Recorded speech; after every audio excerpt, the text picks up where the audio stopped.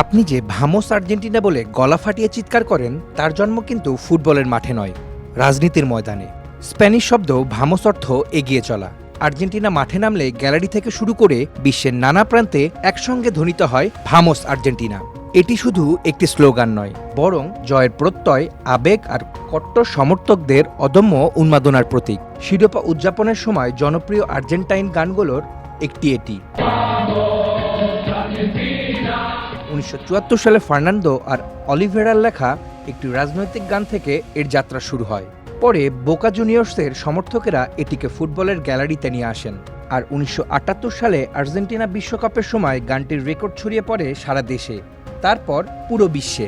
দশকের পর দশক পেরিয়ে গেলেও এই ধারা আজও অটুট আছে। আর্জেন্টাইন সমর্থকেরা এখনো গর্ব নিয়ে বলেন, ভামোস আর্জেন্টিনা।